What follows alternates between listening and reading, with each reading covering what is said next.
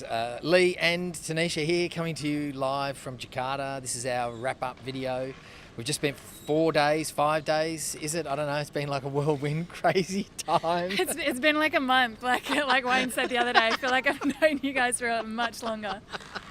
I feel like I've been here for a month as well, but we've done so much in that time. We covered the Youth Summit, we covered the Women in Business, and obviously the big event, the 2-day event, which was the Australian-Indonesian Digital Forum. I've struggled with that all week.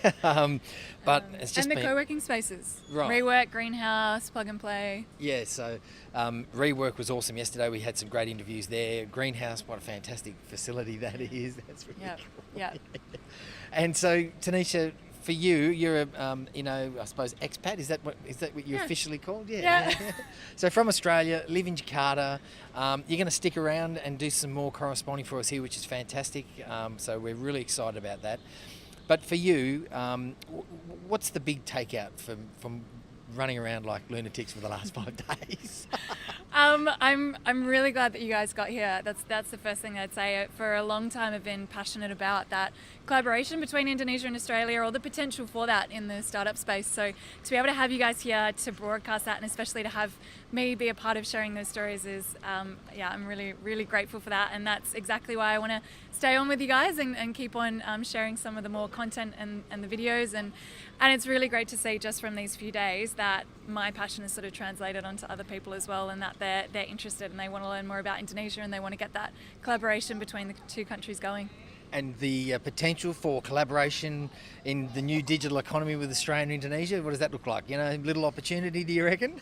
I think it's massive. I think it's absolutely huge.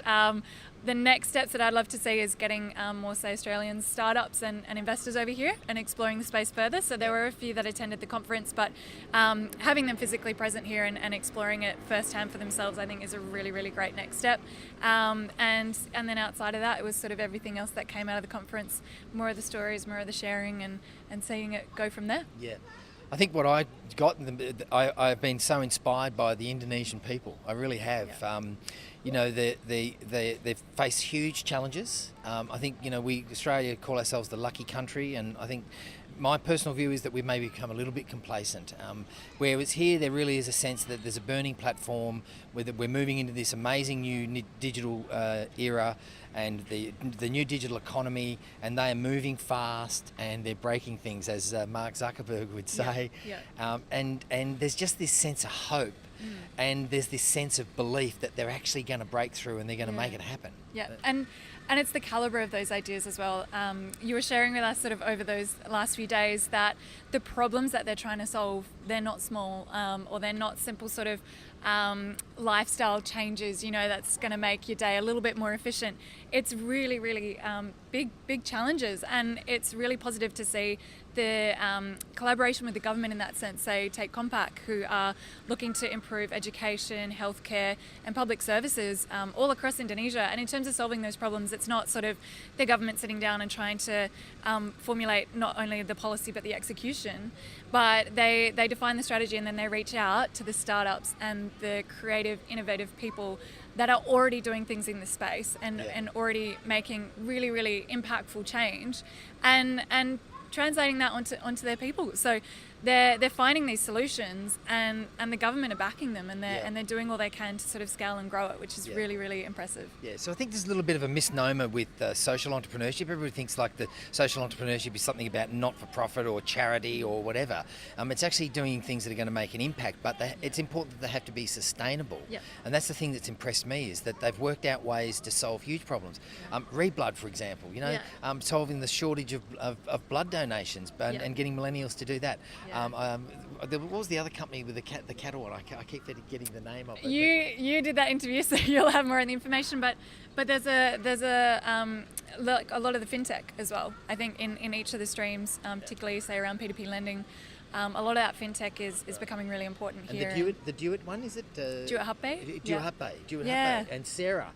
Hello, Sarah. We love you, Sarah. We love your work. Good luck with what you're doing. But, again, I think it was 80% of people don't have bank accounts. Yep. So it's very much a Massive cash economy, numbers. and it creates huge problems. Yep. And so doing Yeah. out there trying to solve that problem. Digital identity as well. That was another really interesting interview that I did, and how that can open doors massively. The example given from India, where you have sort of bio ID, where you might go to a store and you do the fingerprint, and that gives you access to your social services support. So just even, I mean, that pocket of tech that I myself didn't have a lot of exposure or much understanding of, to get to learn have that understanding of how that's going to make change is, really, really cool. It's fantastic. Yeah. So Tanisha, it's been a pleasure to have you on the team. I'm really excited about what we're going to do in Jakarta. We're making some plans now to really set up our operation here for our operational headquarters for the ASEAN region. And if you can be a part of that, that would be fantastic. I think Wayne's already making plans. Saying goodbye to Rosie, his best friend, who happens to be a cow up in Chiang Mai. We might be able to find some cows here, I'm not too sure. We're going to have to find Wayne a cow in Jakarta, otherwise you're just not going to be happy. I do want to do a big shout out, because there's a lot of people that make these sort of productions behind the scenes. Wayne on the ground here, Chris Hogan, Steve and our production crew back in Australia, Julius up in Chiang Mai. I've probably forgotten some other people, but there's lots of people that make this stuff happen that don't get in front of the camera. So to all of them, thanks for all the support. It's been an amazing trip, and I can't wait to come back here again, I can tell you.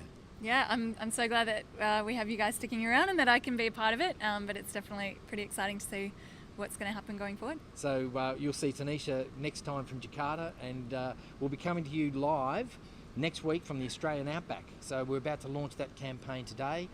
We'll be spending a week, the team will be spending a week out there looking at ag tech, looking at virtual fencing, looking at all sorts of amazing stuff they're doing in the Australian Outback. So that's going to be a really cool trip as well. Yeah. See ya. Shaka out.